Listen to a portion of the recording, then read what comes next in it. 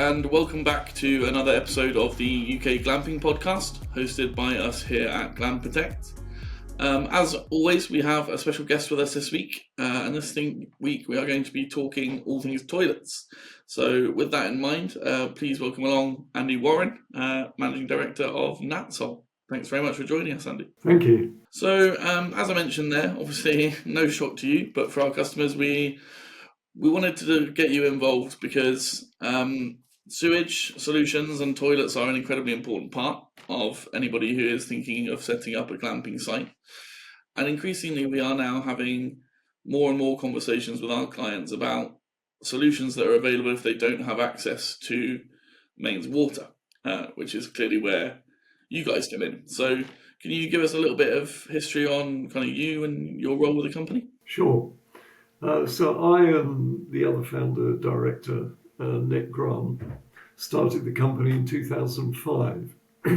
But we already had, significant experience separately of doing waterless toilets, composting toilets principally. And since the company started, we have actually added in other types of waterless toilet to our range. So we now have quite a significant range of stuff and different models for different applications. So we can supply a toilet for an outbuilding in a private garden, which gets low use, and we go all the way up to supplying systems for very busy public sites, the National Trust or the Royal Parks, or similar busy sites for large organisations. Fantastic. So that's really good to hear, because we deal with an incredibly wide range of glamping opportunities, from people that are looking to do exactly what you said there, kind of have maybe one unit in the privacy of their gardens that they look to either use themselves or for renting out, right the way up to large sites with potentially 50 to 60 different units. So the sort of capacity that these things can deal with will become very important. And like anything, it sounds like there's no such thing as a one-size-fits-all solution. So that's fantastic to hear there's a bit of a range. So tell us a little bit more about how the process would work. If we've got a client that is looking into a solution that doesn't require mains water, what's the best way for them to get in touch with you? What does that look like? Well, they can get in touch with us by going on the website and using the contact page, or they can call us. There's a clearly advertised number on there. I think what people need to think about are issues such as, what size of system do they want, and how much management do they want to do? Because any toilet, let's face it, requires some management. I mean, if you have flush toilets, they need cleaning. Yeah. And then, of course, they have to have a water supply.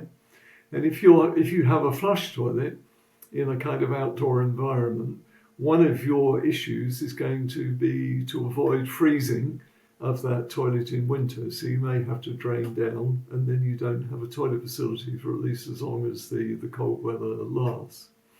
So there are always management issues with any toilet. So the question is, how much management do you want to do? So, and the rule of thumb is that the bigger the system you have, the less management you have to do, and the smaller the system you have, then the more management you have to do. So that makes sense, yeah. A typical solution for glamping pods, if there is to be a toilet actually in the individual glamping pod, is a small toilet which, although many suppliers would describe it as composting, probably isn't composting. So okay. It's what in the trade we might describe as a bucket toilet, where solids are going to be removed and composted elsewhere. Right. Or some of these toilets use an electric heating element to dry out the waste. And that can be a good solution in some situations, but of course it does use electricity. Yes, yeah, we saw a couple of manufacturers at the most recent glamping show that were offering that solution, and my immediate thoughts were, obviously there's a power draw on those, but I also wondered about smell. It's not a particularly glamorous topic, I know, but I noticed from your website there was quite an emphasis on the fact that solutions were available that were kind of smell-free, freezing-free, chemical-free options.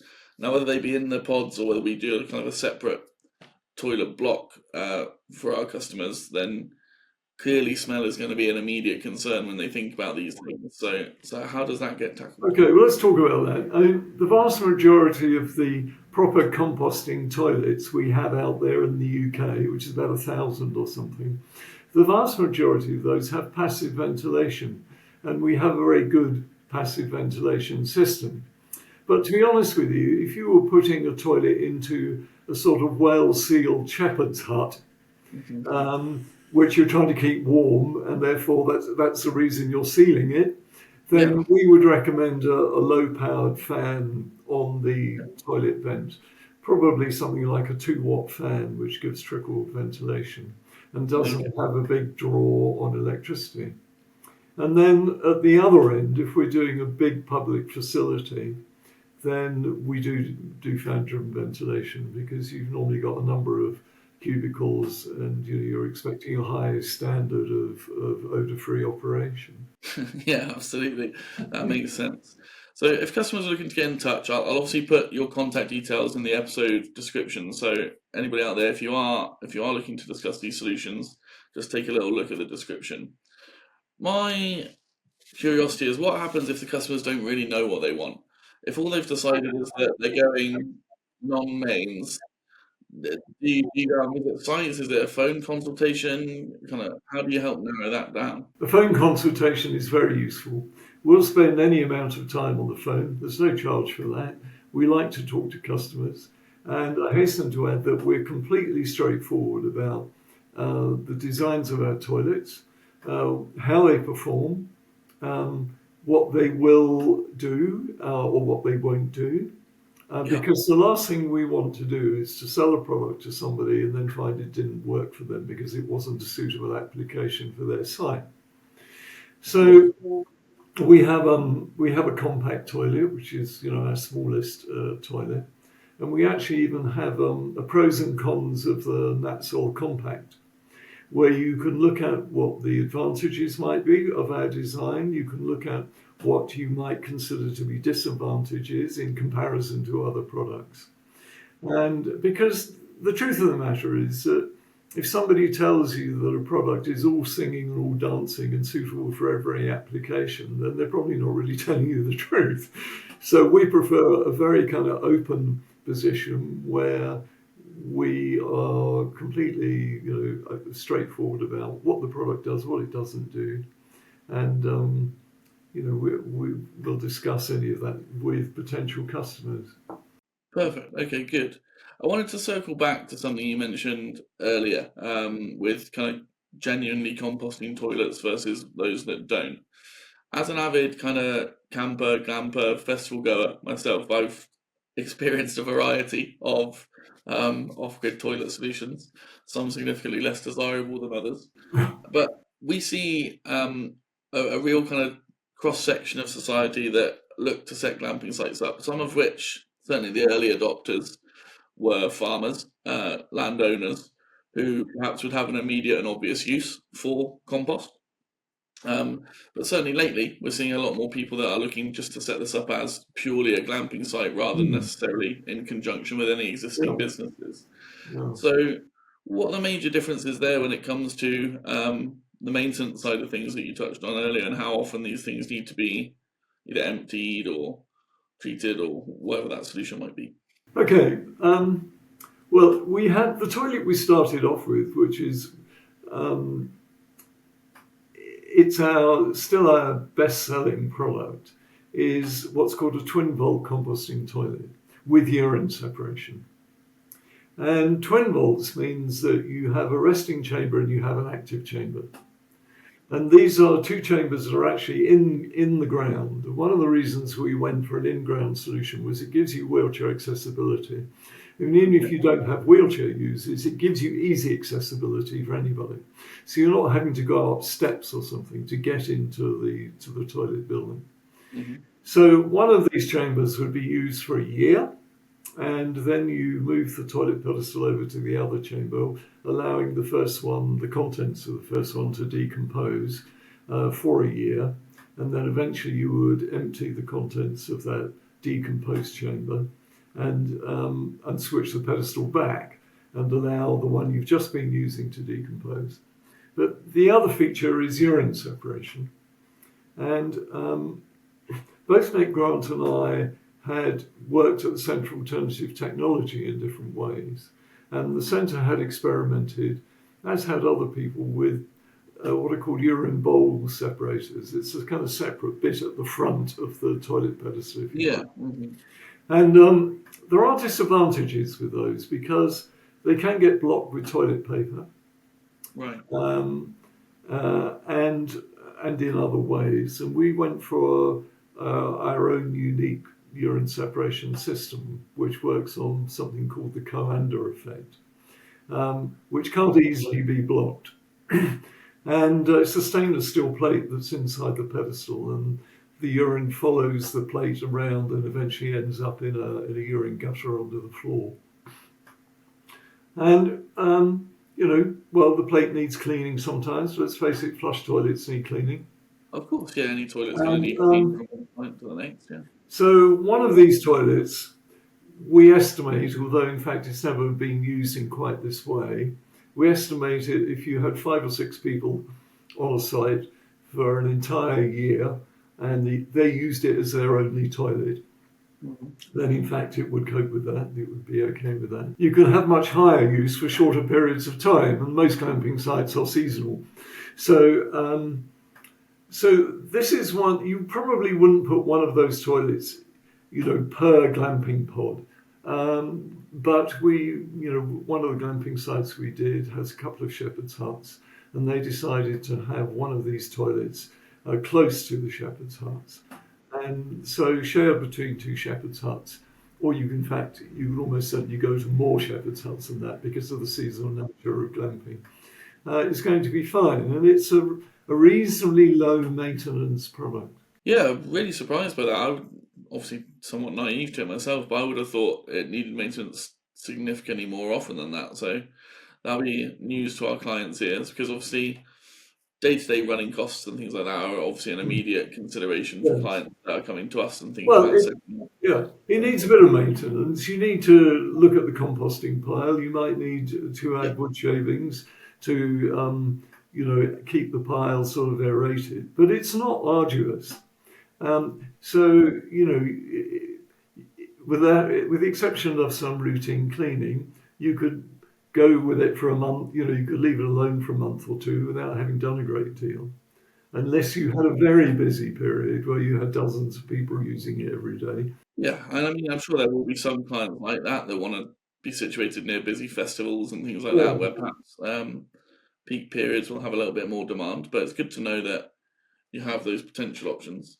Would I be right? Would clients be right in assuming that obviously these are fairly low carbon solutions to yeah. Okay. the Well, sewage that's, issue? Because clearly, that's something that the younger generation are asking more and more about is yeah, maybe well, that's ecological really good. and that sort of stuff. It's really good that they're asking that question. So once one of these toilets is installed, you don't need to bring a vehicle to it unless you want to remove the finished compost to some distance away. If Okay. you can remove the finished compost in a wheelbarrow to somewhere that's sort of within wheelbarrow distance, then in fact you don't need to bring a vehicle close to it again. So that's one of the things. And I did an estimate of carbon footprint of the product. And I came to a conclusion that once it's installed, delivered and installed, that particular model in our range would have incurred about a ton of carbon dioxide. But it should be there for an absolute minimum of 50 years, and in fact, probably longer. So when you start spreading that carbon footprint over a long time scale, Hmm. then you sort of realize actually this is really good. Yeah, Uh, significantly less than a flush toilet as well, obviously. yeah. And of course, you're not using water. And water, I mean, we've just had the driest March on record. Water is going to become scarcer, and you don't have a freezing risk. So this toilet functions all year round. You don't have to suddenly think in October or oh gosh, we've had a frost last night. We should have shut the toilet down. Have we got a problem? Yeah, exactly. And something I actually suffer from myself in this very flat I sit in. I had a frozen pipe that burst last winter, and I'm in a well insulated old building. So Yeah, yeah, obviously a potential risk for anybody doing it in a field and in the yeah. grounds. And then we do have a smaller toilet, which we call the compact. In fact, we may bring out another model of that in the next year. Now, the compact is not what I would call a true composting toilet, because the solids inside are not going to be composted very much by the time they're removed. It's a urine separating toilet, and it can be ventilated with a fan or passively, depending on where it's going to be installed. But the solids go into an inner container which has a biodegradable liner. The inner container can be removed. We give advice about how to do composting of that waste in a discreet sort of outdoor location in quite a secure manner that can't be invaded by small fairy creatures that live in the outdoor world. And it's a very successful small toilet. But it does take more, it will only take about, well, if two people use it for a week, you would be at capacity of that toilet. So then you would need to empty the solids. So that's a little bit closer to the sort of solutions people might expect if they've been caravanning and things like that when it comes to ongoing maintenance. Yeah, that's right. Yeah, yes. And then at the other end, we have pump out toilets, which are not composting and they're not urine separating. You would need a slurry tanker along to pump them out. But one of those, which is a real standalone toilet, provided you can get a slurry tanker to within sort of 10, 20 meters of it, will take 5,000-6,000 uses before you need to pump it out. Wow. Okay. That's Wouldn't be the person that has to count them, but yeah, that's that's certainly a long term. and we use that kind of system for sites such as National Trust car parks or visitor centres. That's what we're using there. Because to be honest with you, when you've got thousands of visitors possibly every day, composting becomes quite a complex issue because you're just managing the composting pile and keeping everything going it's not very feasible. And they generally on those sorts of sites, they want the very simplest, lowest maintenance kind of system they can have. Of course, We'd and I rather think that would be the same. pay for a slurry tanker to turn up rather than do the management. Yeah, no, absolutely, and I have to say I'd probably agree. I'd far rather leave it to somebody else and have to manage it myself. But that being said, there are plenty of people out there that are happy to get their hands dirty. Is probably the wrong word, but get involved in the process. Listen, that's been a really helpful chat. I think certainly it's opened my eyes to the number of solutions that are out there and available, and it sounds like there are even more solutions and innovations on the way. So once again, I'll ask anybody who wants to get in touch, wants to have a discussion with you, to get down into the episode description and get in touch with Andy or any of the guys at NatSol, and hopefully we'll have a few clients that we can speak about who are boasting about using your product in the near future. Well, Andy, thank you very much for coming along and joining us today. It's much appreciated. You're very welcome. Thank you very much. Yes.